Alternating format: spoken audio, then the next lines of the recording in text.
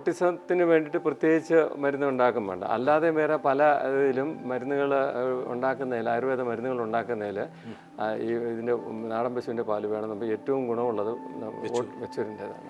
പെൺകുട്ടിയെ കിട്ടേണ്ടത് വെളുത്ത പാവ് കഴിഞ്ഞിട്ട് വരുന്ന കറുത്ത പക്കത്തിൽ വരുന്നത്. അതാ ഇപ്പോൾ ഉള്ള ടൈമിൽ ഇപ്പം കുത്തിവെക്കാണെങ്കിൽ പെൺകുട്ടിയെ പാലെന്ന് പറയുമ്പോഴത്തേക്ക് ഒരു ദിവസം ഒരു 30 ലിറ്ററിൽ കൂടുതൽ പാല് കാണുകയല്ലോ.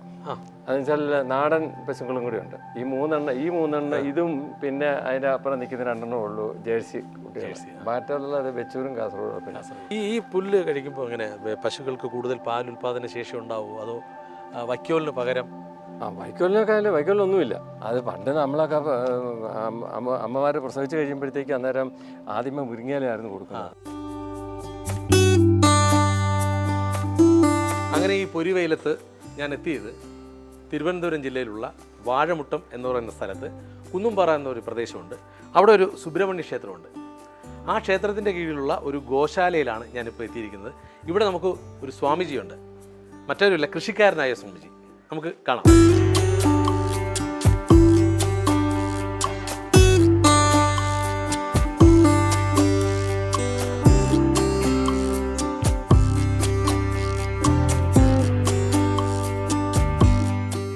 ഞാനിങ്ങനെ പ്രേക്ഷകരുടെ പറയായിരുന്നു ഒരു കൃഷിക്കാരനായ സ്വാമിജിയുണ്ട്.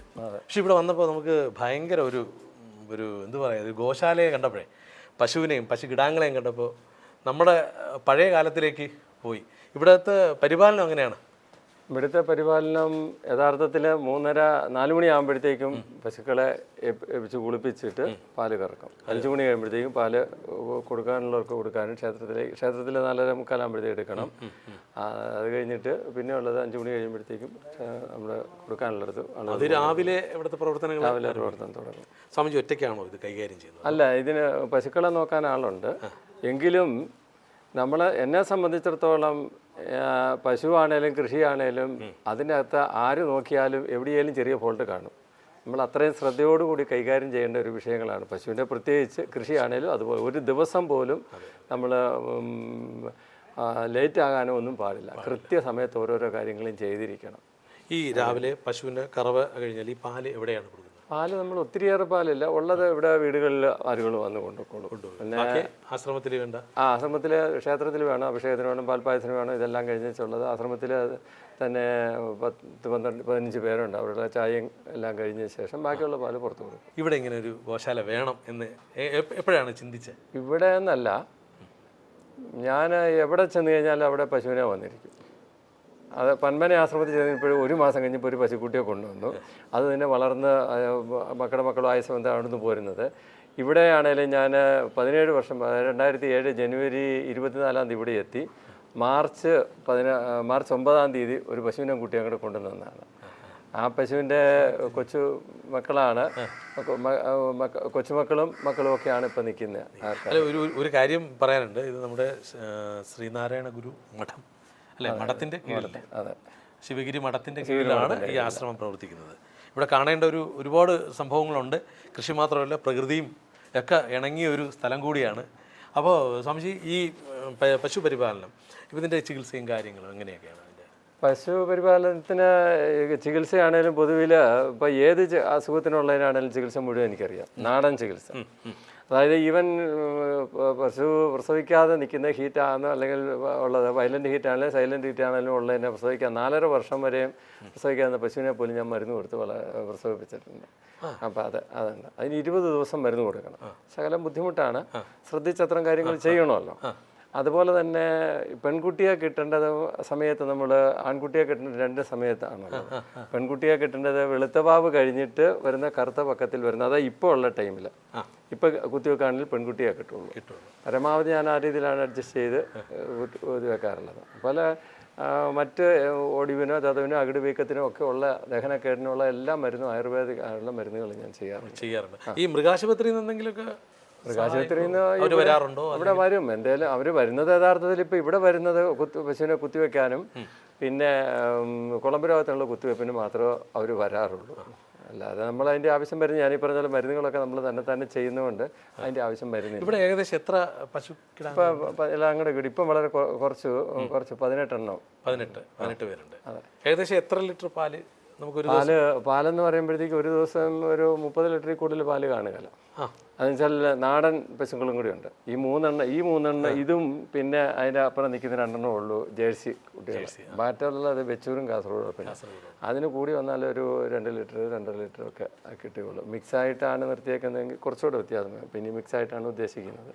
ഇപ്പോൾ ഈ പശുക്കളെയൊക്കെ എവിടെ നിന്നാണ് ഇപ്പം ഈ പറഞ്ഞ വെച്ചൂര് നമ്മൾ പോയി ചെന്ന് വാങ്ങിക്കൊണ്ട് വരികയാണോ, അതോ നമ്മൾ ഇവിടെ എന്തെങ്കിലും മറ്റു മാർഗ്ഗങ്ങൾ എന്തെങ്കിലും ഉണ്ട്? ആരെങ്കിലും പശുക്കൾ തരുന്നുണ്ട്. വെച്ചൂരിൻ്റെ ആണെങ്കിൽ ലെബനനിലുള്ള ഒരു സായിപ്പ് ഇവിടെ കോവളത്ത് വന്നു കഴിഞ്ഞപ്പോഴത്തേക്കും അങ്ങേരെ ഇതിനെ പശുവിനെ മേടിച്ച് കൊണ്ടുവന്നിട്ട് ഇവിടെ കുറേ നാൾ നിർത്തിയേക്കാമെന്ന് ചോദിച്ചു. അല്ല, അങ്ങനെ മേടിച്ച് കൊണ്ടുവന്നതാണ്.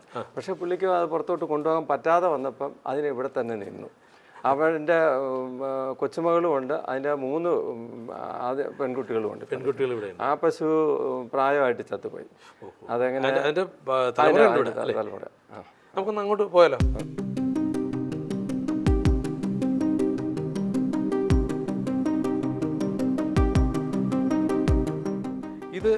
ഇത് വെച്ചൂരാണ്. ഇവര് എങ്ങനെ കറവയില് കൂടുതൽ പാല്? ഇല്ലല്ല, 2.5 ലിറ്റർ പാലേ കിട്ടുള്ളൂ. അതും ഒരു 3 മാസമൊക്കെ ആകുമ്പോഴത്തേക്കും കറവ ആദ്യത്തെ ഹീറ്റ് വരുമ്പോഴത്തേക്കും. അതുകൊണ്ട് കറവ പാലിനെന്ന് പറഞ്ഞ രീതിയിൽ അത് പറ്റിയല്ല. ഇത് മരുന്നാണ്.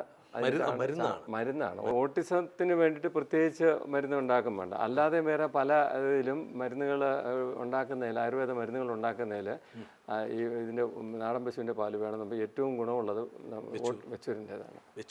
അതാണ് ഈ പശുവിന് ഇത്രയും ഡിമാൻഡ് വന്നത്.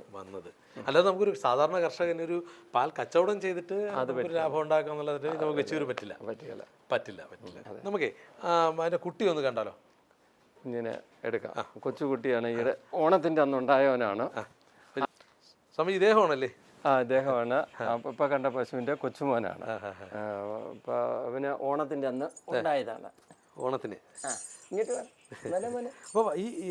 അപ്പോൾ എത്ര ദിവസമായതുള്ളൂ അല്ലേ? 9 ദിവസമായതുള്ളൂ. 9 ദിവസക്കാരനാണ്. പേരിട്ടോ? അവന് കണ്ണൻ. ഇച്ചിരിയേ ഉള്ളൂ. എല്ലാ ദിവസവും ഞാൻ ക്ഷേത്രത്തിൽ കൊണ്ടുപോകും. അവ ഭയങ്കര ഓട്ടോ. നല്ല ഇണക്കമല്ലേ?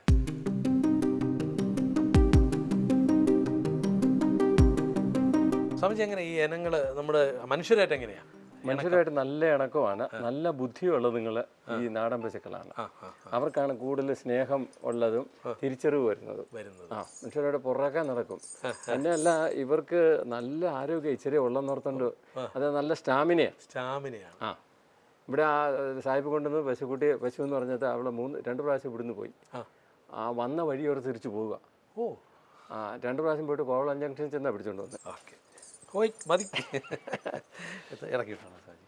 അവിടെ നിൽക്കടാ, കാറ്റ് കുടിക്കാറായില്ലടാ കേട്ടോ. കഴിയുമ്പോഴത്തേക്ക് വിശപ്പായി, കറക്കാറായല്ലോ. അതെ.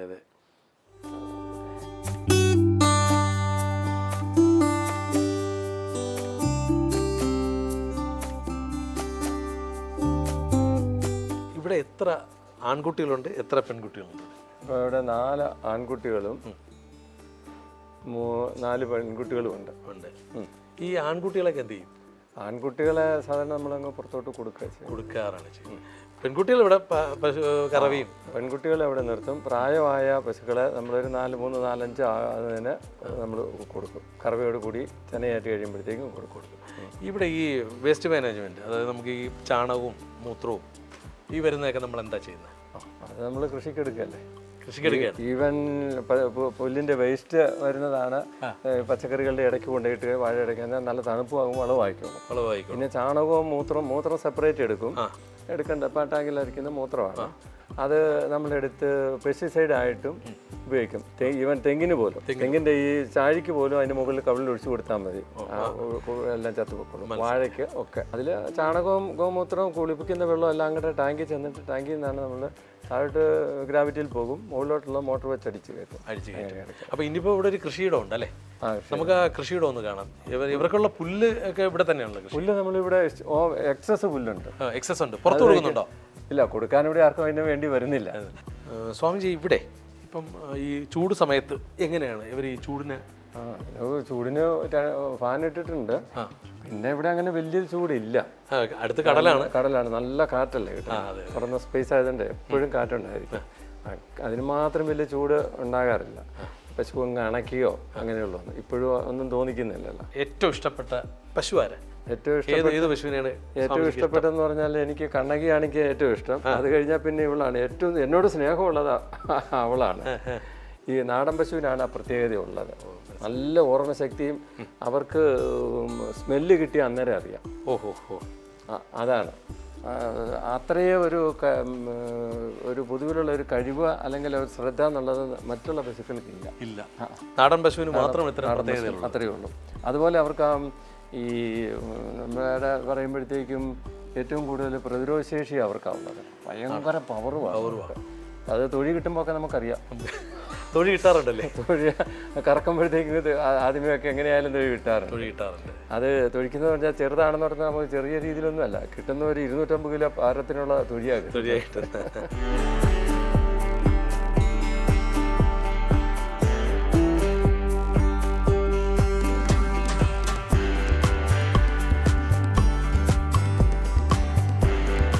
പശുവിന് വേണ്ട പുല്ല് ഇവിടെ തന്നെയാണ് കൃഷി. പശുവിന് വേണ്ടത് പുല്ല് ഇവിടെ തന്നെ എല്ലാം ഉണ്ടാവും. വേനൽക്ക് വെള്ളം ഒഴിച്ചും മഴക്കാലത്താണേലും പിന്നെ ഈ സ്ലറിയും ഇതെല്ലാം കൂടെ ഇട്ട് മുമ്പ് പറഞ്ഞല്ലോ, പശുവിൻ്റെ ആ ടാങ്കിലാണ് വെള്ളം, വെള്ളവും കുളിപ്പിക്കുന്ന വെള്ളവും ഗോമൂത്രവും എല്ലാം കൂടെ വന്ന് വീഴുന്നത്. അത് താഴോട്ടാകുമ്പോൾ പോലെ 2 ഇഞ്ച് പൈപ്പ് ഇട്ടിട്ട് ഗ്രാവിറ്റിയിൽ അങ്ങ് പൊക്കോളും. ഇനി മുകളിലോട്ടുള്ളതാണെങ്കിൽ മോട്ടോർ വെച്ചടിച്ച്. ഇത് പുല്ല് ഇവിടെ ഇപ്പോൾ ഉള്ളതിൽ 2 സൈസാണ് ഉള്ളത്. ഒന്ന് ഈ നിൽക്കുന്നതിന് CO3 അല്ലെങ്കിൽ CO4ഉം 5ഉം എല്ലാം വലിയ വ്യത്യാസമൊന്നുമില്ല. പിന്നെ ആ റെഡ് കളറുള്ളതാണ്. അത് കോട്ടയത്തു നിന്ന് ഒരാൾ എനിക്ക് ശിവഗിരി കൊണ്ടുവന്ന് തന്നിരുന്നു 4 ചുവട്. അത് മദ്രാസ് യൂണിവേഴ്സിറ്റി അഗ്രികൾച്ചർ യൂണിവേഴ്സിറ്റിക്കാരുടെ അടുത്താണ് റെഡ് നേപ്പിയർ എന്ന് പറഞ്ഞാൽ. ഈ പുല്ല് കഴിക്കുമ്പോൾ അങ്ങനെ പശുക്കൾക്ക് കൂടുതൽ പാൽ ഉൽപാദന ശേഷി ഉണ്ടാവുമോ, അതോ വൈക്കോലിന് പകരം? വൈക്കോലൊന്നുമില്ല. ഇത് പുല്ലെന്ന് പറയുമ്പോൾ ഇത് നല്ല ഇതല്ല, പാല് കൂടുതലുണ്ടാവും. പിന്നെ അതിനകത്ത് നമ്മൾ ഇതിനിടയ്ക്ക് നിൽക്കുന്നിടത്ത് മുഴുവനും എല്ലായിടത്തും മുരിങ്ങ വെച്ചിട്ടുണ്ട്. മുരിങ്ങ വെട്ടി ഇന്നും മുരിങ്ങ കൊടുത്തു. മുരിങ്ങ എന്ന് പറഞ്ഞാൽ പാൽ ഉൽപാദനത്തിനും പ്രതിരോധ ശേഷിക്കും ഏറ്റവും നല്ല സാധനം മുരിങ്ങയല്ല. അതൊരു അറിവാണ്, പുതിയൊരു അറിവാണ് കേട്ടോ. സെപ്പറേറ്റ് വെട്ടി കൊടുക്കുകയാണല്ലേ? വെട്ടിയിട്ട് അതിന്റെ കമ്പും എല്ലാം കൂടെ കൂട്ടി അരിഞ്ഞിട്ടും കൊടുക്കും. ആ പരുവത്തിലുള്ള എല്ലാം വെട്ടിയെടുക്കും. ഈ നിൽക്കുന്നത് ഇടയ്ക്കിടയ്ക്ക് മുരിങ്ങ ഇവിടെ ഇഷ്ടം പോലെ ഉണ്ട്. ഒരു 1000 മുരിങ്ങയിലും ഉണ്ട്. എന്നും വെട്ടിക്കൊടുക്കാനുള്ള ഉണ്ടാകും. അത് പാല് ഉൽപാദനത്തിന് ഏറ്റവും നല്ലതാണ്. അത് പണ്ട് നമ്മളൊക്കെ അമ്മമാർ പ്രസവിച്ച് കഴിയുമ്പോഴത്തേക്ക് അന്നേരം ആദ്യമേ മുരിങ്ങയിലായിരുന്നു കൊടുക്കുന്നത്. 16 ദിവസം ആകുമ്പോഴത്തേക്ക്, ഒരാഴ്ച കഴിയുമ്പോഴത്തേക്ക് മുരിങ്ങയില ഇട്ട്, ഞാനത് പിന്നീടാണ് ഓർക്കുന്നത് അമ്മായിക്കൊക്കെ ഇത് കൊടുക്കുന്നത്. അപ്പോൾ ചോറ് എടുത്തിട്ട് ഒരു ചോറങ്ങ് എടുക്കും. അതിൻ്റെ ശകലം ഒരു മുരിങ്ങയില അങ്ങ് ഇടും. അത് കഴിഞ്ഞ് അതിന് മുകളിൽ ചോറിടും. പിന്നെ നെയ്യ് ഒഴിക്കും ശകലം. ആ ശകലം ഉപ്പും കൂടെ ഒഴിച്ചിട്ട് മാത്രം. അത് മുരിങ്ങയ്ക്ക് ഏറ്റവും നല്ലതായിരുന്നു പാല് ഉണ്ടാകാനായിട്ട്. ഇന്നിപ്പോൾ അതൊന്നും നോക്കുകയല്ലോ. സ്വാമിജി എന്തായാലും ഒരു അത്യാവശ്യമല്ല, നല്ല രീതിയിൽ ചികിത്സയും അല്ലേ, ഇപ്പൊ പശുക്കൾക്ക് വേണ്ടിയുള്ള ചികിത്സാ രീതികളെല്ലാം സ്വാമിജി തന്നെ ചെയ്യുന്നത്. അത്യാവശ്യമുള്ള പൊടിക്കൈകളെല്ലാം കയ്യിലുണ്ട്. മറ്റൊരു മൃഗ ഡോക്ടർ ഇവിടെ വരേണ്ട കാര്യമില്ല, എല്ലാം നമ്മൾ തന്നെയാണ് ചെയ്യുന്നത്. അതെ, എങ്ങേറ്റം പ്രസവത്തിന് പോലും ബുദ്ധിമുട്ട് വരികയാണെങ്കിൽ മേത്തോന്നി എന്ന് പറഞ്ഞൊരു ചെടിയുണ്ട്. അതിൻ്റെ 2 കിഴങ്ങാണുള്ളത്. മുകളിലോട്ടും താഴോട്ടുമായിട്ടാണ് ഓരോ കിഴങ്ങിരിക്കുന്നത്. ഒരു കിഴങ്ങ് മുകളിലോട്ടിരിക്കുകയാണെങ്കിൽ ഒന്ന് താഴോട്ടിരിക്കും. അതിൽ താഴോട്ടിരിക്കുന്ന കിഴങ്ങ് എടുത്ത് നെയ്ക്കകത്ത് വറുത്ത് നല്ലപോലെ കശക്കി എടുത്തിട്ട് അത് ഇതിൻ്റെ ചുഴിയുണ്ടോ പശുവിൻ്റെ മുകളിലായിട്ടുള്ളത്, ആ ചുഴിയുടെ അവിടെ മുതൽ ഇങ്ങനെ താഴോട്ട് തിരുമ്മി കൊടുത്തു കഴിഞ്ഞാൽ പ്രസവം ഈസിയായിട്ട് പ്രസവിച്ചങ്ങ് പോരും. അത് കഴിഞ്ഞാൽ ഈ ബാക്കിയുള്ള ഒരെണ്ണമുണ്ടല്ലോ മുകളിലോട്ടിരിക്കുന്നത്, ആ സാധനം അരച്ചെടുത്തിട്ട് 2 കൂടി ഒരുമിച്ച് വറുത്തെടുക്കാൻ നെയ്ക്കകത്ത്. ഒന്ന് സെപ്പറേറ്റ് അരച്ചെടുത്ത് കഴിഞ്ഞാൽ ആദ്യമേ താഴ്ച വെച്ചു. പ്രസവം കഴിഞ്ഞ് കഴിയുമ്പോഴത്തേക്കും ഈ മുകളിലോട്ടുള്ളത് ഇരിക്കുന്ന ആ കിഴങ്ങ് അത് അരച്ചെടുത്തിട്ട് അത് മുകളിലോട്ട് തേക്കണം. അല്ലെങ്കിൽ ഗർഭപാത്രം എല്ലാം കൂടെ ഇങ്ങ് പോകും. അപ്പോൾ എനിക്കിവിടെ ഉപയോഗിക്കേണ്ട വന്നിട്ടില്ല. പൊതുവിൽ നമ്മൾ ഈ സാധാരണ ഉള്ളതിൽ വെച്ചു നാടൻ പശുവും മിക്സും ഉള്ളതൊക്കെയാണ്. പിന്നെ ഒത്തിരിയേറെ തീറ്റ അങ്ങനെ നമ്മൾ കൊടുക്കാറില്ല. ഈ കഞ്ഞിവെള്ളവും മറ്റുള്ളതൊക്കെ കൊടുത്തിട്ടേ, പിന്നെ ഈ പെല്ലറ്റും വളരെയധികം കൊടുക്കുക. കുറച്ചേലും കൊടുത്തില്ലെങ്കിൽ തീരെ പാലില്ല. അതാണ് പ്രശ്നം. അതിൻ്റേതായ പിന്നെ ഇവിടെ ഉള്ളതിൽ മറ്റു മരുന്നുകളെല്ലാം ഇവിടെ പുല്ലെത്തുമ്പോൾ സാധാരണ അതിൻ്റെ ഇടയ്ക്ക് നിന്ന് കിട്ടും. നാടൻ പുല്ലിൻ്റെ കൈതോന്നി പിന്നെ മേത്തോന്നി പറഞ്ഞ ഇതുണ്ടല്ലോ. പ്രേക്ഷകർക്കൊക്കെ താല്പര്യമുണ്ടോ ഇത്തരം ഇടങ്ങളിൽ വന്ന് ഇത്തരം പശു വളർത്തൽ കേന്ദ്രങ്ങൾ, ആശ്രമത്തിൽ എങ്ങനെയാണ് അത് നോക്കേണ്ടത് ഒക്കെ നമുക്ക് ഇവിടെ വന്നാൽ പഠിക്കാൻ പറ്റും. അത് കർഷകശ്രീയിൽ ഞാൻ പശുവിൻ്റെ ചികിത്സയെക്കുറിച്ച് ഒരു പ്രാവശ്യം ഒരു ലേഖനം എഴുതിയാണ്. അപ്പോൾ അതിനകത്ത് എണ്ണ കാച്ചി എടുക്കുന്ന അകിട് വീക്കത്തിന് എണ്ണ കാച്ചുന്നത് പശുവിൻ്റെ മേത്തുള്ള ഈച്ച കൊതുകൊന്നും, ഇവിടെ ഈച്ച അങ്ങനെയില്ല, കൊതുകൊന്നും വരാതിരിക്കാനുള്ള എണ്ണ, ഇങ്ങനെ ഇതിനെക്കുറിച്ചെല്ലാം എഴുതിയിട്ടുണ്ടായിരുന്നു. ആരെങ്കിലും സംശയം ഉണ്ടെങ്കിൽ വിളിച്ച് ഒത്തിരി ഒരു 1000 പേരെങ്കിലും വിളിച്ചു ചോദിക്കുകയാണ് ഇത് എങ്ങനെയാണ് ഉണ്ടാക്കിയെടുക്കുന്നത്. അതിൻ്റെ അനുഭവം കണ്ടപ്പോൾ പലരും പറഞ്ഞു നല്ല ഇതാണെന്ന് പറയുകയും ചെയ്തിട്ടുണ്ട്. തീർച്ചയായിട്ടും ഒരുപാട് അറിവുകൾ നമുക്ക് ഇവിടെ നിന്ന് കിട്ടാനുണ്ട്. ഒരുപാട് അറിവുകൾ ഇവിടെ വന്നാൽ നമുക്ക് നേടാൻ കഴിയും.